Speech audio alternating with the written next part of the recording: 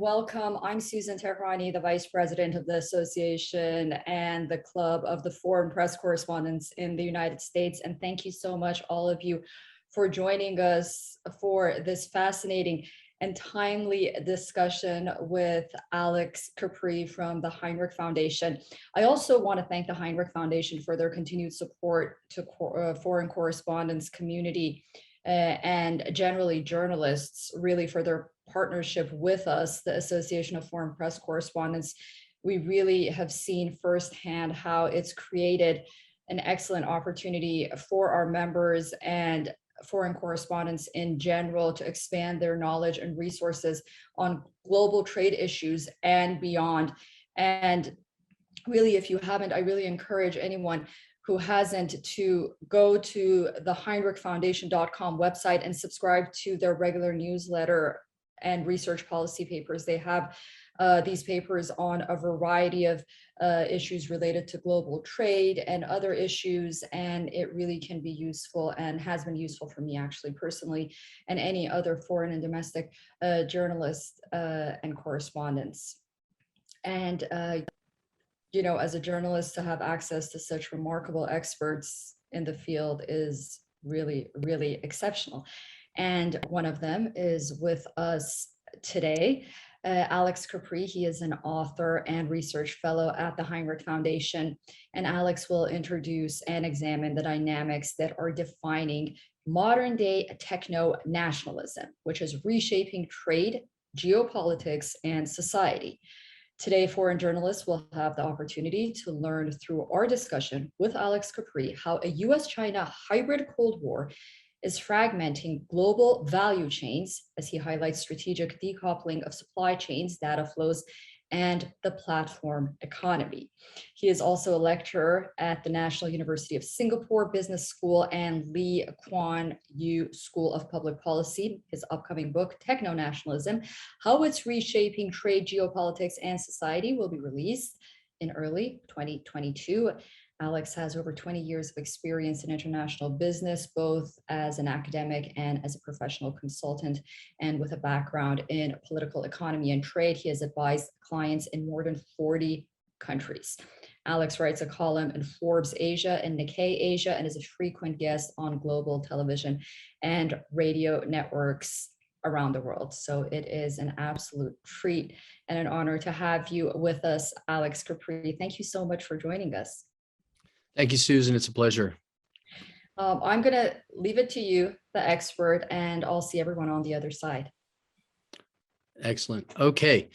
Well, I think in the interest of time, we'll just dive right into this. Let's go to the next slide, Thanos. Just as a preview, Susan mentioned the Hinrich Foundation, a lot of different publications on trade and cross-border commerce. I have been focusing on techno-nationalism, and that's what I'll be covering today.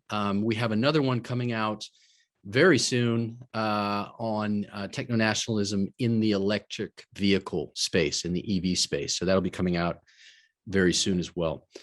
Okay. So let's start with a few headlines. Journalists obviously they make their bread and butter on headlines, and I tell you, it's very easy today now to find headlines anywhere, anytime on this issue of technology and nationalism and national competition, systemic rivalry, obviously China increasingly against the world's liberal democracies or the G7 countries in general. But we're going to talk about these things today. We're going to talk about supply chains and the current U.S. administration's aims to essentially decouple from strategic supply chains to build China-free supply chains. I'll make some references to the semiconductor industry, although there are other strategic industries that are in the process of decoupling, but we'll talk a little bit about what happened to TSMC and Huawei. TSMC caught in the middle between the U.S. Department of Commerce and HiSilicon, Huawei's entity. We'll talk about decoupling at different levels. We can keep going. Obviously, we'll talk about human capital decoupling. That would be in the academic sector. Thanos, slow down, slow down. Okay, yeah, let's leave it right there. Thanks.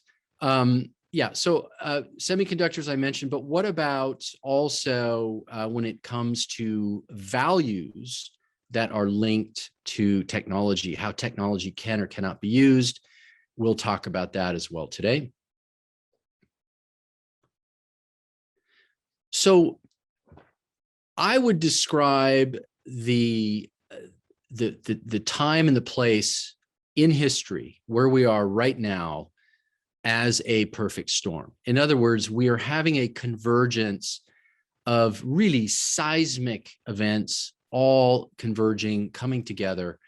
And the result is we're seeing an acceleration of the fragmentation of global value chains, an acceleration of localization or a ring fencing or a geofencing of business ecosystems.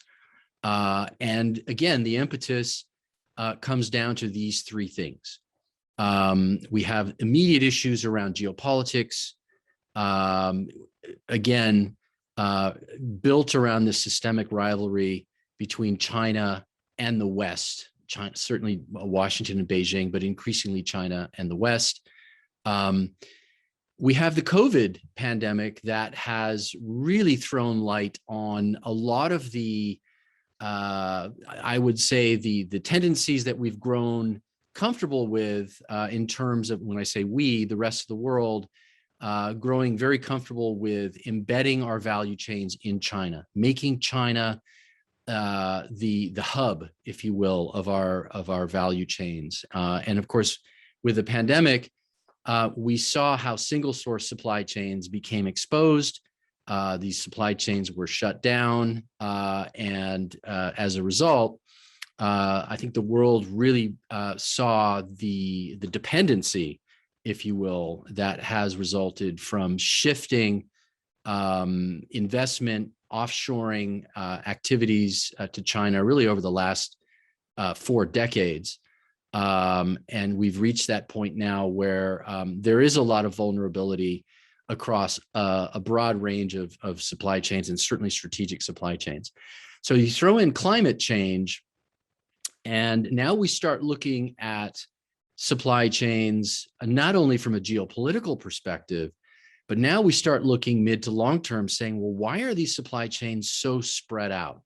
They have massive carbon footprints. They're contributing to global warming. Now we have further incentives to localize and to bring things closer to our local markets with new technology. We know we have to do this anyways because of the carbon reduction goals that we have for 2050.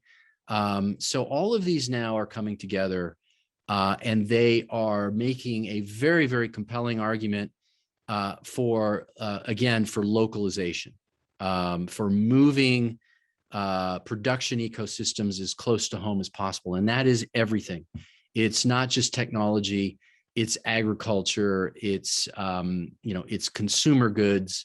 It makes sense, certainly from a sustainability standpoint, to do this. And now, of course, it makes it easier on a geopolitical basis to justify reshoring and ring fencing and decoupling, of course. Next slide, please, Thanos. So I would point out that it takes a certain kind of mindset to be able to initiate and to commence really these seismic changes to global value chains. And one of them is the way we think about trade today, and how that has changed from even 10 years ago, and certainly 15, 20 years ago and beyond, when I started my career back then as a customs officer in the States, watching decade after decade of offshoring, to China and to Asia and to other markets Um, Back then, the ideology was laissez-faire really is the most efficient, best way to allow trade to progress. Governments should basically stay out of the way. They should play the function of facilitators. They should build and encourage rule frameworks. They should engage in free trade agreements. They should contribute. They should be participants in multilateral trade organizations and other multilateral organizations. And that is the most efficient, best activity that government can play. No longer. The current environment, and certainly the rise of China and how China was able to grow its way using its own rules, essentially, using its own mercantilist system to grow its way into the position that it's in today, that has resulted in questioning of the laissez-faire mindset and a shift away from laissez-faire to so-called managed trade. This is where we have state activism.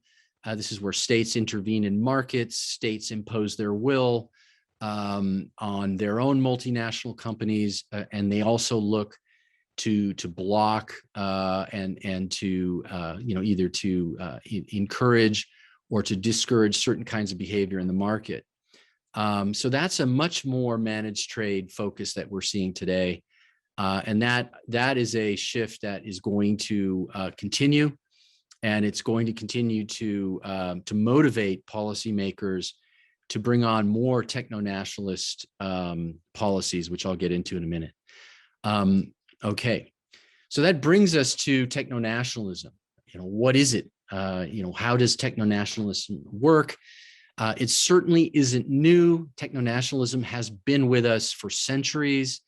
This feedback loop that exists between markets, technology, and functioning institutions that are controlled or state-driven, political and economic institutions, and of course, security institutions. So when technology is linked to national security, obviously economic security, and now in the 21st century, because of the pervasiveness of data and the pervasiveness of platforms, it's also now linked to social stability or the lack of stability in societies. How either one nation or another is able to manipulate public opinion or to use information or data in a way that either advances its own interests or harms another's. So these are all very important elements within techno-nationalism. It's fundamentally mercantilist. This is a system that one would identify with China, certainly going back decades, but now it's increasingly being adopted, or at least behaviors and behavioral mechanisms are being adopted by so-called open markets and liberal economies.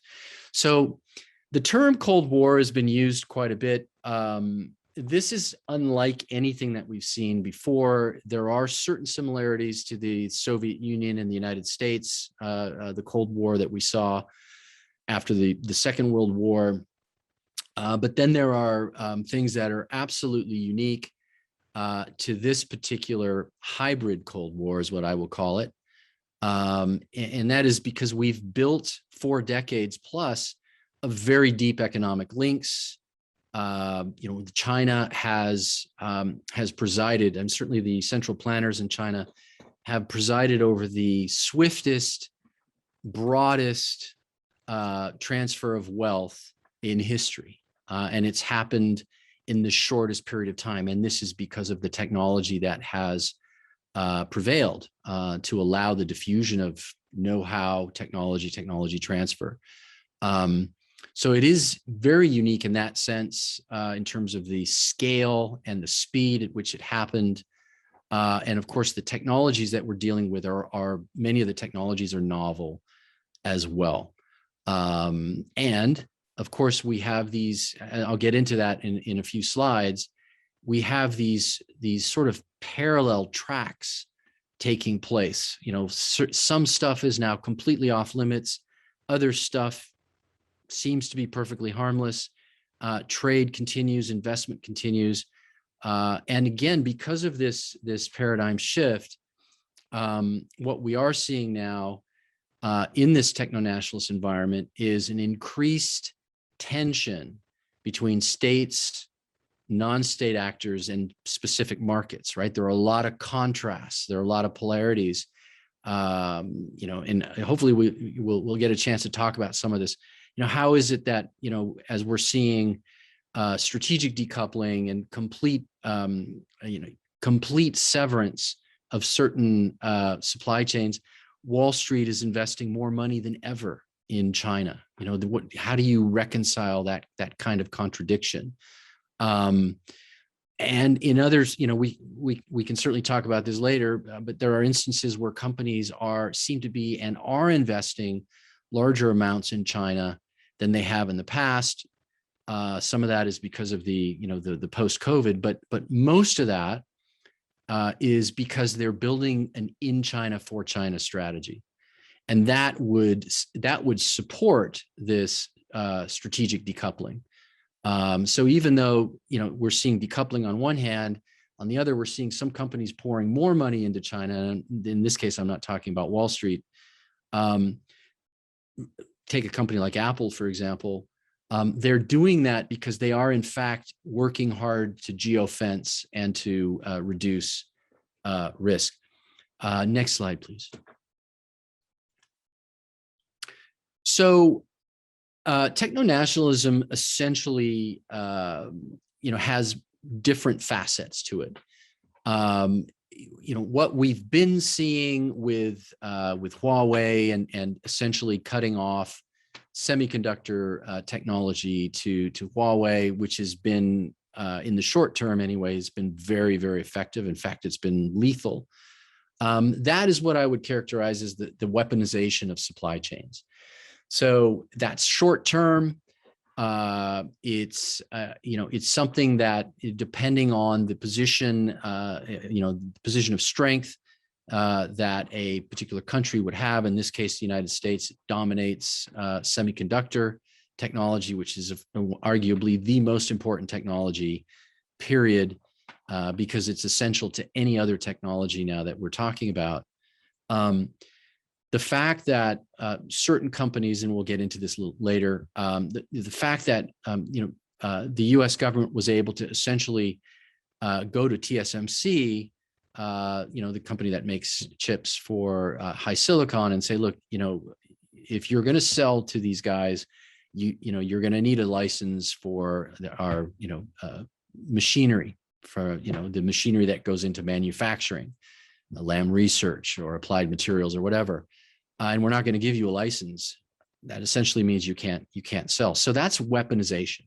So any non-tariff measure, such as a sanction, an export control, could be a quota, not so much tariffs themselves. I think the effect of tariffs on the China-U.S. economies have been virtually negligible. They're a rounding error, but certainly non-tariff measures have had a much greater impact and could have an increasingly larger impact going forward. The next thing is strategic decoupling. And I use the term strategic very carefully because it doesn't mean that China is going to be decoupling from the rest of the world. No, it means that there are certain strategic areas which we'll talk about where the decoupling will take place. And we're seeing reshoring. And I forgot to start my timer. So Thanos, tell me when we're about halfway there. Okay, so the next is how can we innovate? How does a country, if such a thing is possible, and it is, how do specific countries encourage techno-innovation? What kind of funding goes into that? What kind of support for the anointed entities are involved, what kind of public-private partnerships need to be formed, and so on. And how does that reach the end game, which is out innovating and either maintaining or building a lead in innovative technologies. Why? Again, because they're linked to those three core areas of techno-nationalism. So it does come down to spending. And that will cross many different areas, right? That's spending in the academic area. That's private FDI. That's incentives. Government incentives, subsidies, tax incentives, and so on. And then. And these can be occurring simultaneously, by the way. They don't necessarily happen chronologically, although the weaponization of supply chains generally is the first thing that we see. Then there's, how do we get together with our friends and all agree on the same things when it comes to things like technology standards? What kind of values do we want our, the use of technology to promote? Do we want to prevent our technology from being incorporated into a techno-authoritarian regime and how they, for example, manage their population, conduct surveillance, conduct censorship, and so on? Do we want to essentially, place rules on the sale and the transfer of our homemade technology? And then, of course, techno-diplomacy could also mean, cooperating in all these other areas, innovation, working together to reshore and to ring fence. Again, we're seeing that in various industries. Okay. So I mentioned the linkage of ideology to the use of technology and to the sale of that technology or the transfer of that technology. And increasingly, this issue of data privacy is intersecting with techno-nationalist motivations. Should you be able to drive a Tesla in China if you're a government official? No. Why? Because the car that you're driving, like so many other electronic devices now, is essentially collecting data on you, and that data can be evaluated, and it certainly can be drawn to other conclusions about what you do for a living, where you're going, who you're associating with, and so many other things. So this is going to get really, really messy. This is really going to become complicated, because as the Internet of everything comes online, virtually anything is a sensory device that collects data, that is able to observe and to surveil, not just an electronic vehicle, but your toaster, your toaster oven in your house, or whatever it happens to be. So again, there's going to be some very difficult sort of strategic decisions to be made as to what technology goes where, what brands are sold in what markets, and so on. And we're only at the beginning of that. I mean, literally, what refrigerator you buy, can you use it in your market? Because your fridge is recording a lot of data about you. So it's a bit creepy, but it's reality. So again, how do these values and standards begin to emerge in free trade agreements, for example, or what we're seeing more and more of, bilaterals or mini-lateral agreements, where you get a coalition of the willing, you get a few countries that get together and say, look, this is the kind of digital trade standards that we want to have. These are the kinds of supply chain security standards that we want to enforce, and so on. So all of these things hang together. All of these four elements of of techno-nationalism hang together, and certainly increasingly the linkage of ideology to technology is going to become quite vexing, I think, for a lot of us. Next slide, please. So I mentioned hybrid warfare. Again, it's a bit odd, right? On the one hand, we're investing and we're trading. On the other hand, we're considering our biggest investment and trading partner, not only a strategic threat, but even beyond that, where we are engaged in information warfare, where cyber warfare is being conducted every day, with the threat of literally taking down a nation's infrastructure, turning off its lights.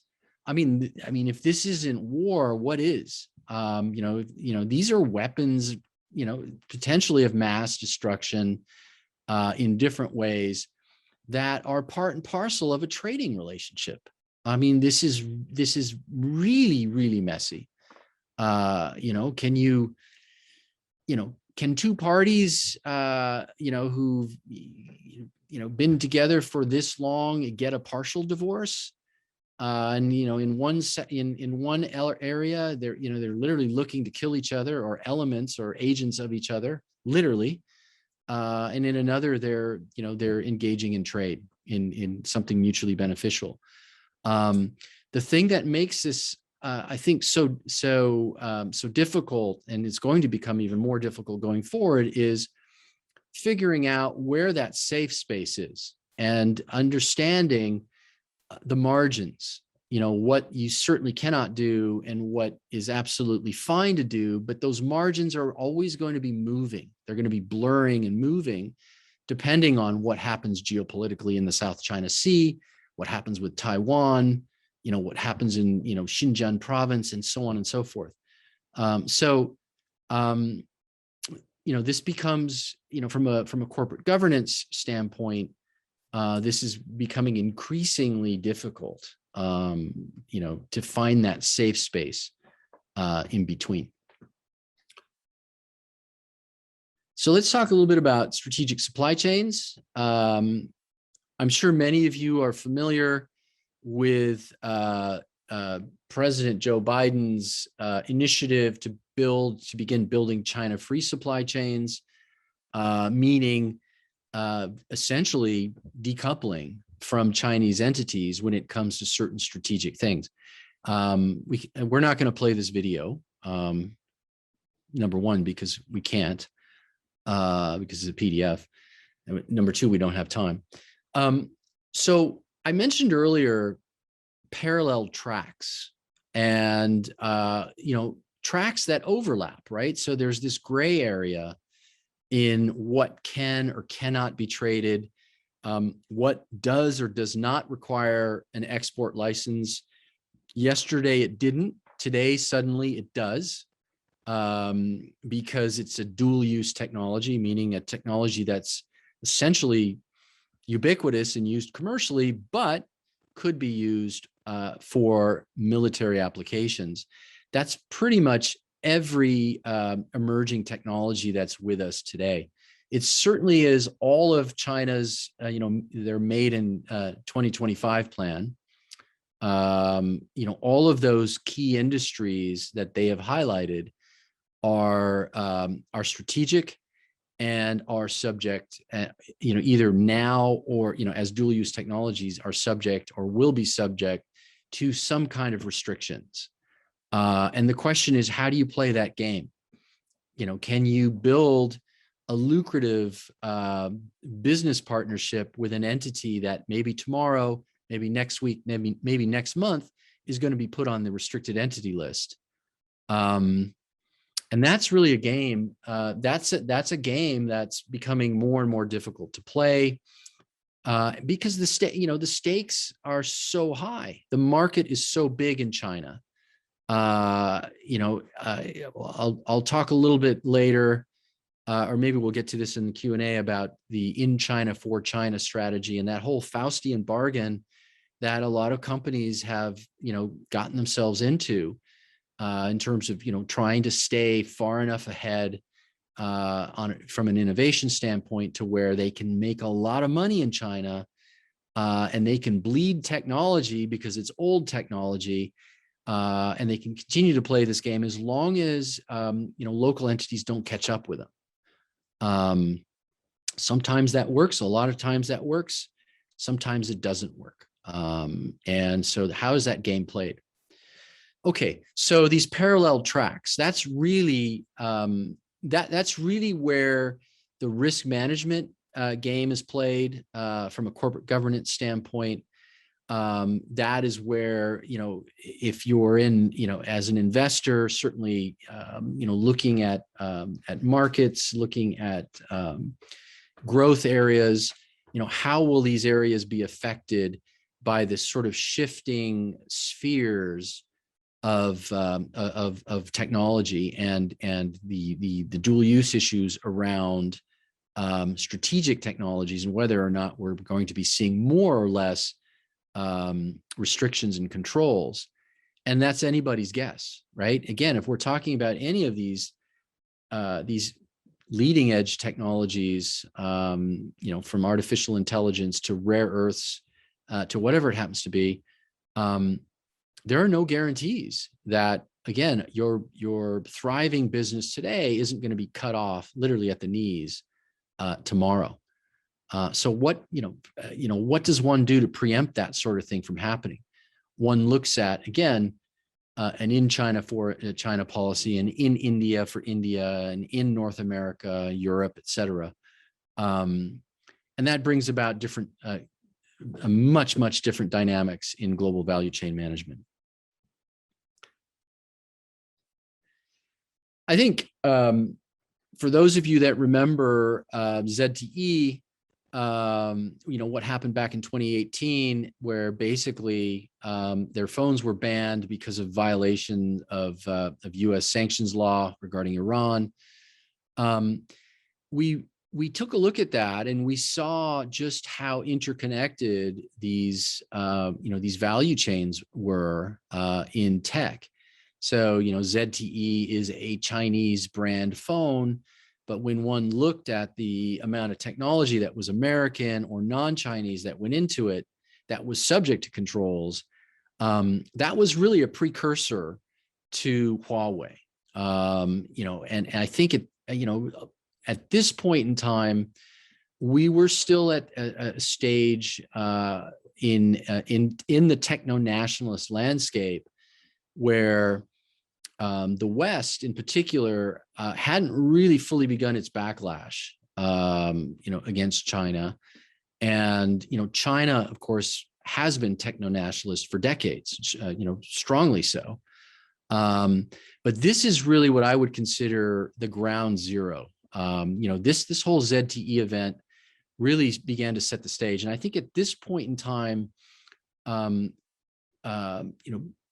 business thought leaders and others should have been taking a much harder look at this, but it just didn't happen. I think people just were so used to business as usual. I don't think people really understood the significance of what was beginning to happen, and certainly with ZTE.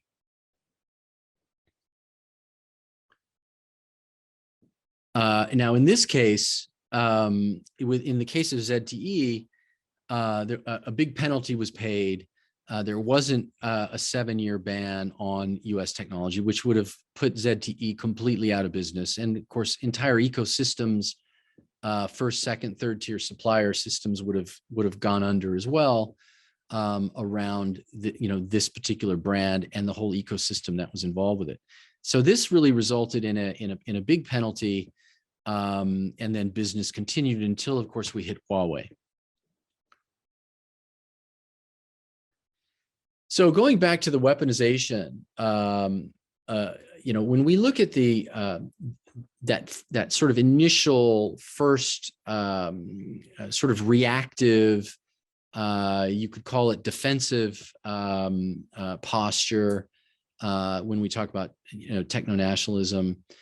I think really the turning point was the with rule number 3, which was the direct product rule, the foreign direct product rule, which essentially meant that companies could no longer play games with de minimis values. So when Huawei was initially placed on the restricted entity list, there was a lot of wiggle room for Huawei throughout its supply chains, and it immediately went and told its suppliers, many of which were American and other foreign companies. Huawei bought $70 billion worth, that's with a B, billion, with components from mostly American tech companies, in the year just prior to 2019, when it was placed on the restricted entity list. So what they did was they went to their suppliers and said, look, there's a 25% de minimis ceiling, and there's a 10% de minimis ceiling for a lot of the stuff you're selling us. If it's over that limit, it's quote American technology, and now you need to get a license for it, which is going to get denied. So we need you to shift your supply chains around. You need to move value, you need to move material costs, overhead costs, and you need to get below that. You need to get below those thresholds. And so that's what happened. So Huawei came out with, a PR campaign about how they had de-Americanized and how they were now not using American technology, which really wasn't true. And so the Department of Commerce saw this, was not happy about it, and said, okay, going forward, any amount of US technology used anywhere in your supply chain, if that results in Huawei buying or acquiring or getting somehow a finished good that has any US technology in it, we're going to require that you, as a middleman, get an export license. And that's what did Huawei in. And there was a lot of collateral damage to that as well. Again, to a lot of companies that were thriving in that ecosystem. Okay. So you look again,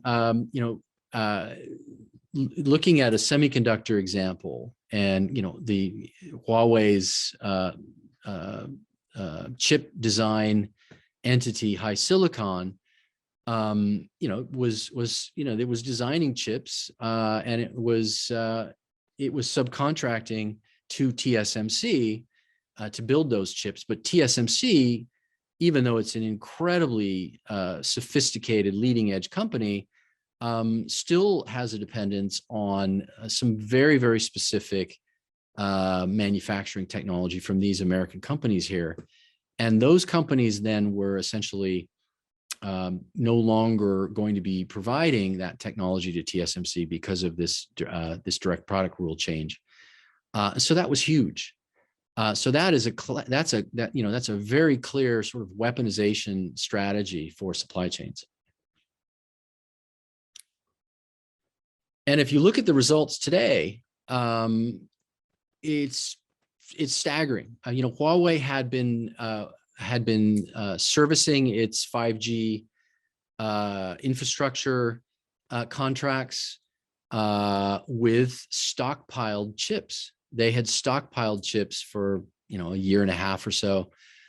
These are leading edge chips, right? So these are chips that are at the leading edge of semiconductors in terms of size and sophistication, and very, very few entities can actually produce these.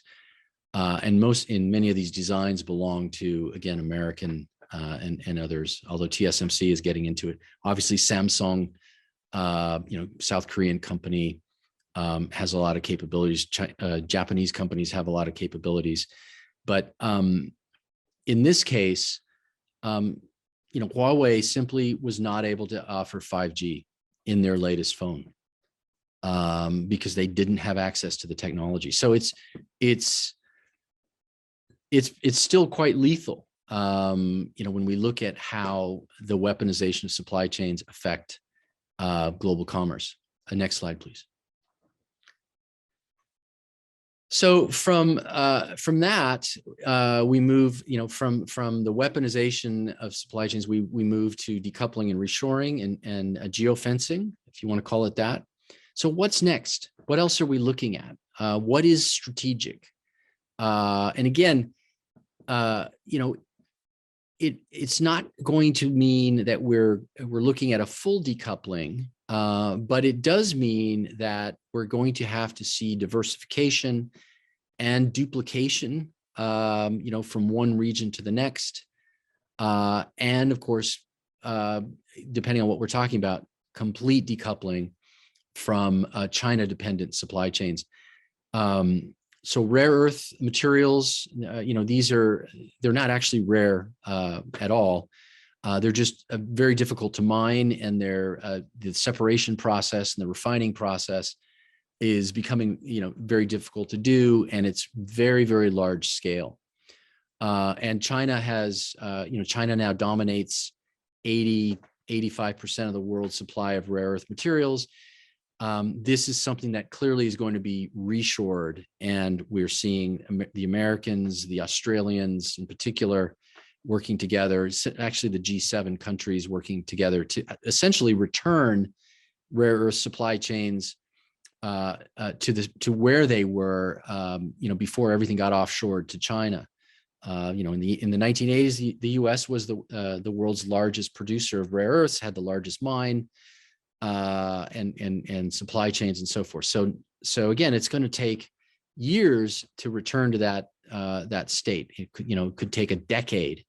I don't think it's going to take that long, but we will clearly see the geofencing and the reshoring of rare earth supply chains, particularly now because of the surge in electric vehicle manufacturing in EVs, and what that means to geopolitical competition, techno-nationalist competition in EVs. That really is the next big area where we're going to see strategic decoupling in the EV. So I won't list all of the things there on the list, but as you can see, it goes beyond physical supply chains. To what extent will we see decoupling between research institutions when it comes to strategic research? We're going to see it. There's no question about it. We're already seeing it. What does that mean for universities? What does that mean for exchange students and overseas students? It's going to have real implications. What does that mean for financial markets? I didn't put this up here, but with central bank-backed digital currencies and the geopolitics behind a digital currency like the renminbi, that is going to be huge in terms of how financial markets are also going to decouple around these digital currencies, and how data is extracted. Again, how a techno-authoritarian regime is able to leverage a digital currency. Again, this goes back to the values and the standards when it comes to the use of technology, and also the geopolitics around the use of digital currency. So I think as China comes online with their digital currency, and we see more central bank-backed digital currencies coming online, we're going to see the same kind of fragmentation around markets as we do around supply chains. All right. More headlines. Again, when the top universities in a country are essentially banned from having academic exchanges or from accessing programs and research from American or European universities, that really is another phase of decoupling, and this is yet to play out. So I think this will continue to play out. Okay. Right. So the the breakdown of global value chains as we've come to know them, the paradigm shift away from laissez-faire, liberal economics when it comes to cross-border trade and so forth, is not the most efficient way to conduct trade, clearly. But the primacy of geopolitics over markets is clear here. And I think historically, that's been clear as well. I do think that really the last 40 plus years, I mean, really the Bretton Woods era, the post-World War II Bretton Woods era, with the US as sort of the chief architect, that's an historic anomaly. As I said, techno-nationalism has been around for centuries. The system that we've come to enjoy is an anomaly in many ways. And so what we are seeing is really a return to normal behaviors in many ways. The question is, how are we going to negotiate that safe space I mentioned? Where is that spot where we can continue to invest into trade, and we can do so without having the rug pulled out from under us at one extreme or another. And again, this is still very fluid. I don't think anybody really knows how that's going to turn out. What I can say is there isn't going to be a kumbaya moment between, Xi Jinping and Joe Biden.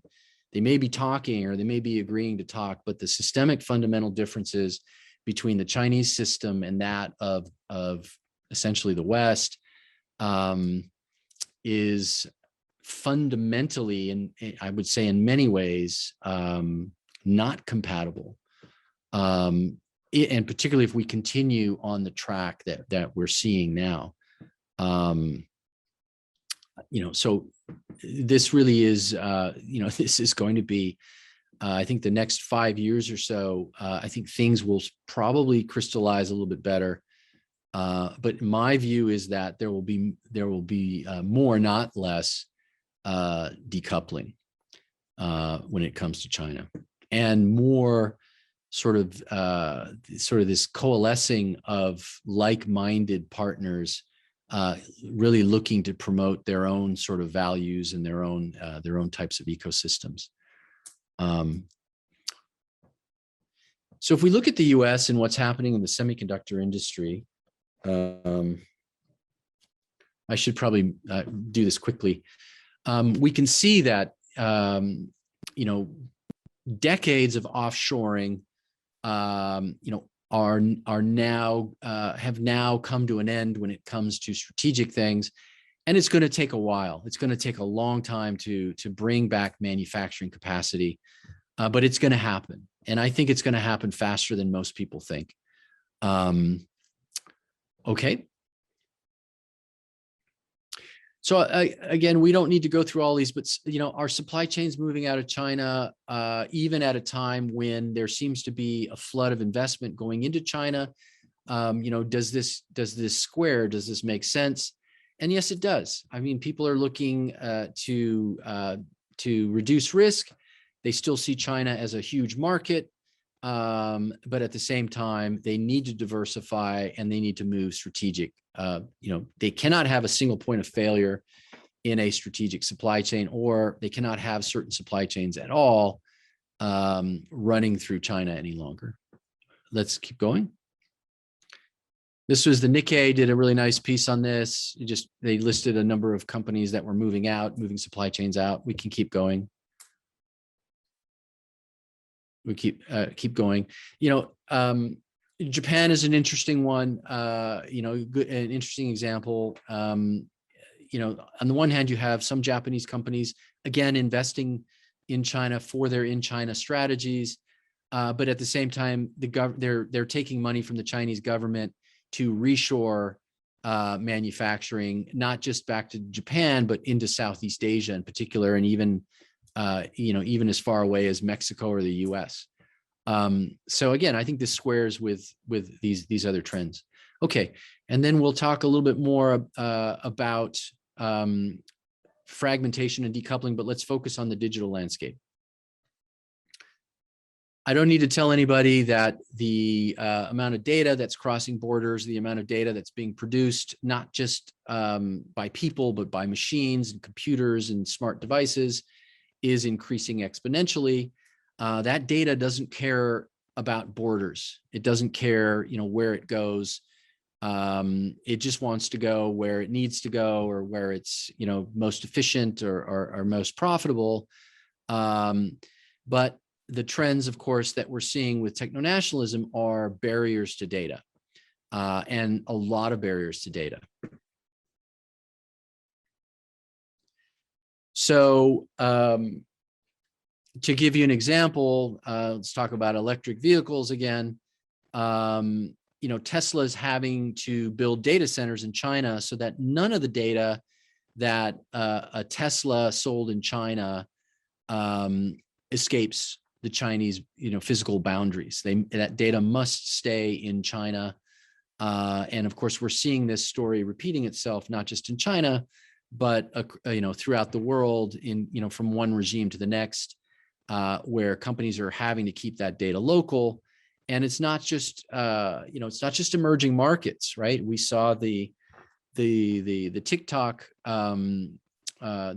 issue under the Trump administration, where they wanted to ban TikTok again because that data was going back to a Chinese entity, which then made it subject to scrutiny from the Chinese government.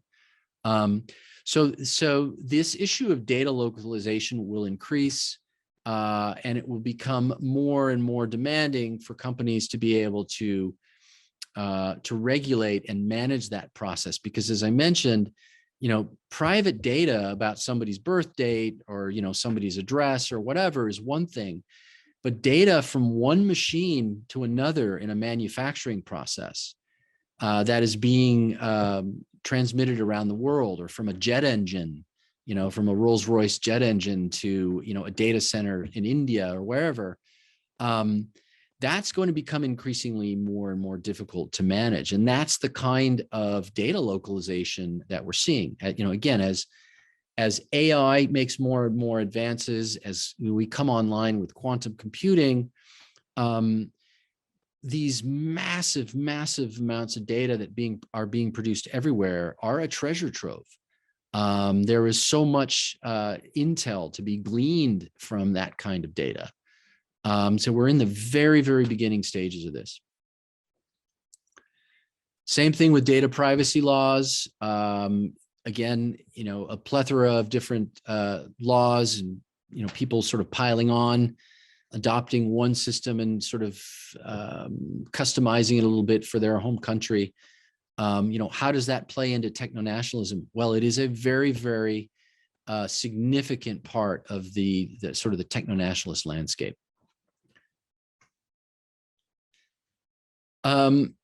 Again, technology and how it's used, surveillance technology in particular, and surveillance technology being made by specific companies from specific countries. In this case, Chinese companies, Hikvision and Dahua and SenseTime. These are all, from the software to the AI to the cameras. They're all using technology from the US, technology from around the world, certainly microchips. Again, what is the future for this? I think the future is, again, very, very clear lines are going to be drawn around surveillance technology, and whoever's supplying a surveillance technology company in any way, shape, or form is going to be looking at the prospect of sanctions and other non-tariff measures. Okay. Same thing applies with internet censorship. If ABC companies' technology is being incorporated into any kind of censorship activity, What are the ramifications for that whole supply chain? And how quickly would those ramifications materialize? Could happen overnight. So again, that is, I think, a catalyst for for ring fencing and for decoupling. I mean, you want to preempt something like that from happening, if you can. We'll move on. I mean, certainly cybersecurity and national security is linked directly to these other values that I mentioned. And we've seen this from a techno-nationalist standpoint, the banning of apps basically, and digital platforms. So the so-called splinter net, right? The fragmentation of the World Wide Web into all these sort of ring-fenced walled entities. That's of course been going on for years. I mean, China is the example of a ring-fenced internet, the Great Firewall of China. There are more than 150 Western platforms that have been banned in China, and those that are existing are adopting China-friendly rules about what they can post, what they can publish, and so forth. So I expect an increase in that as well going forward. I think it's quite interesting. Again, how far does this go, right? When you throw the pebble in the pond, how far does that ripple extend? And it extends to financial markets. There's no question, and it's going to increase. I mentioned the decoupling of financial markets. Certainly, when it comes to Chinese firms operating outside of China, and I think Western firms that are, taking on big portfolios with, Chinese pension plans, that type of thing. It's just too messy. It's the potential is there to get just really, really messy. How does a big, Wall Street bank ensure the government, the United States or some other government that the companies that are in their portfolio are not linked to the PLA, the People's Liberation Army, the Chinese military, and so on? I don't know. I don't know how they do that. I don't think they can. And so on. I already mentioned data security and Tesla and other things. So it's everywhere. It's spilling over into all facets of commerce, and it will continue to do so. Okay. As you can see, there's a lot of different platforms that have been banned. And we'll move on. I think most people are aware of that. I wasn't, until I really looked into this, I wasn't aware of just how broad that ban is in China, but it is, and we will see similar behavior in other countries against Chinese companies in particular. Okay. Let's keep going. So again, if technology is used and it's manifest somehow, that technology is manifest at the end of the supply chain in, again, surveillance technology. We're seeing this happening with the Uyghur situation in Xinjiang province, and the types of technology that goes into surveillance cameras and so forth. And you can, I mean, the sky's the limit, right? One political event, something that happens, some kind of a powder keg somewhere in the world that involves, a government taking a particular action that is, contrary to the values of others. The first thing they're going to say is, did you use any of our technology in your, in your technology, basically? So I think we can probably wrap it up there, Susan. I think we've covered plenty. It's absolutely fascinating. I have some questions from the audience here. I could Sure. pull it up. I know you talked a lot about China and we're seeing a supply chain shift away from China and towards other countries as well, such as Vietnam and India. Is this simply a cat and mouse game where the supply chain location will be constantly shifting, or can it stabilize in a singular location? That's a great question. I guess there's two dimensions to that. When you mentioned cat and mouse, one of them is, can you take a company from a country that is under sanctions and sort of transplant that company and put it in Malaysia, or, if it's a Chinese company, you're not going to put it in India, basically. That's not going to happen. But, can you move it to Malaysia? Can you move it to Vietnam? And the answer is yes. Yes, you can. And so the due diligence then comes down to, is it just simple transshipment, number one? In other words, has substantial transformation actually occurred? Is something actually being made in this new country of origin? And is it conferring new country of origin to it? And does that mean that there are local labor standards, or there are corporate governance standards that are being brought to bear in that process? Or is this just simple transshipment? So that's the cat and mouse. That's level number one of the cat and mouse. If it's simple transshipment, which is happening, then obviously that's not a long-term strategy for a company that's trying to do that, because that's not going to endure, and there will be ramifications for that.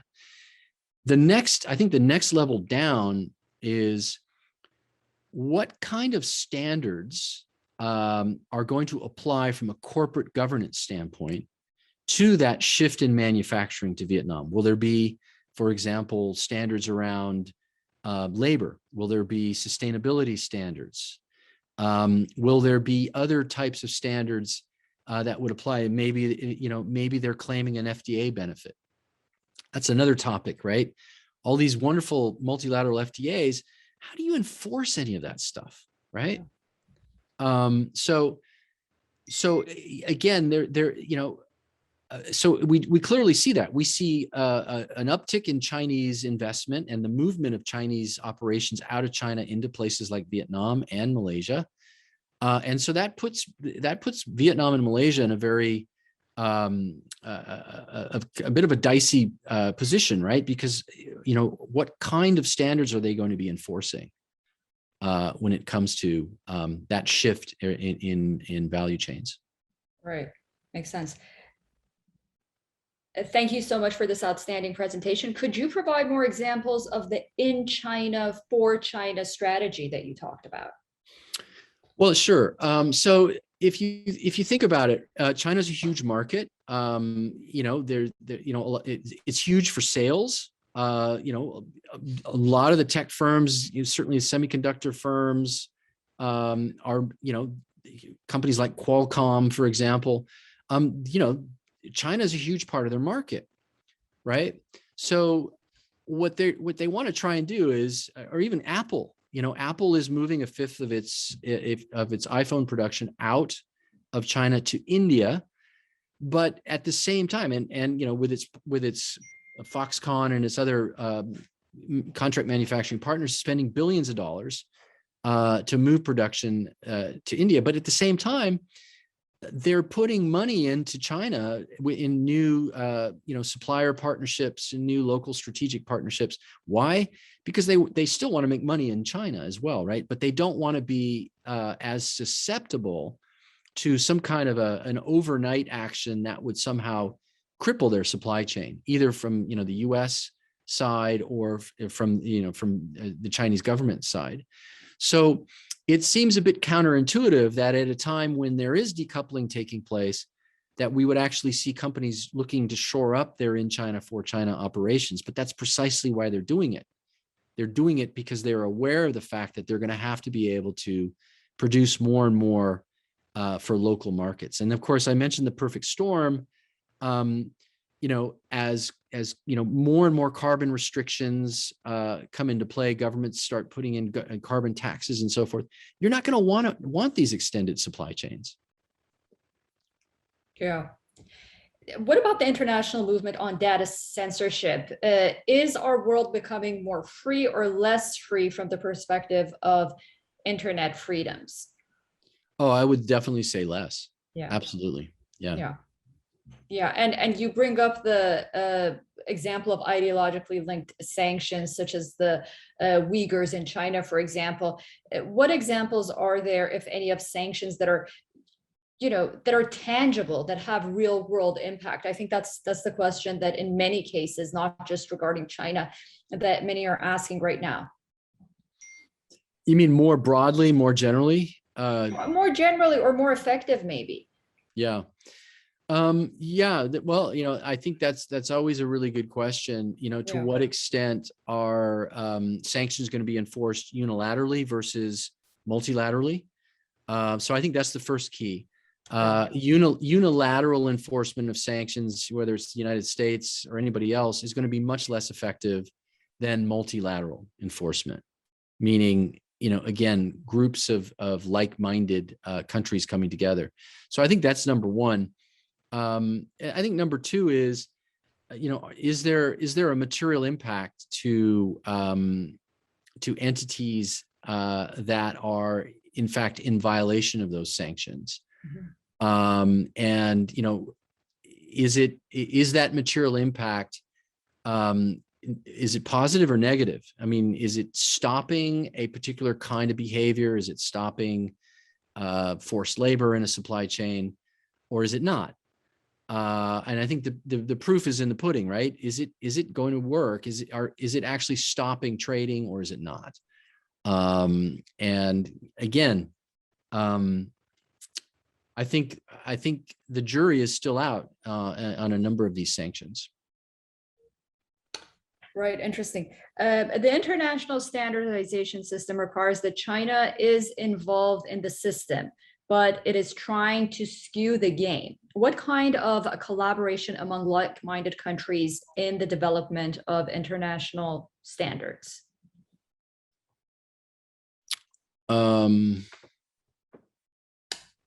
So what kind of collaboration should there be among like-minded countries to work together to sort of bring about an international standard against China, I guess, if that makes sense. Well, look, I think there's different kinds of standards, right? There's the technical standards, so there's technical standards around 5G. Should we go, for example, should we live in a world where maybe just a handful of companies can build 5G equipment and sell it, and have tremendous influence? Or should we live in a world where, in an ORAN kind of world, where countries come together and say, look, these are the software standards that we're going to come up with for any device that operates end to end in a 5G value chain, basically. So that's an example of countries working together in the, for the mutual good of many, many more parties, right? And I think we will definitely see that around 5 and certainly 6G. Now the question is, will China get excluded from something like that? In other words, will we see handfuls of companies looking to exclude certain parties? And yes, that is the case now with 5G, but that doesn't mean that that Huawei or other companies can't build to those specifications, right?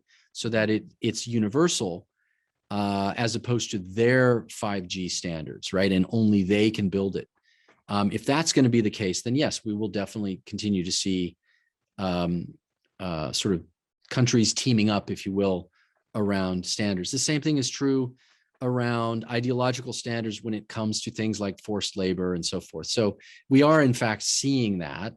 I think we're in the early stages of that. But what tends to happen is when there's some kind of a geopolitical flare-up, China does something in the South China Sea or whatever, then suddenly everybody wants to then look for anything that they can use, sort of pile on, if you will. And so that's when I think you hear more about these human rights violations than you ordinarily would. So I think that also tends to fluctuate. Right. Okay, we have time for one more. Oh, okay. You talk about the perfect storm scenario and how multiple factors came together to bring about this techno-Cold War, namely the awareness of a single source supply chain due to the COVID pandemic. If this pandemic had not happened, do you think that the world's economic superpowers would still find themselves in this quote unquote Cold War? Yes, it still would have happened.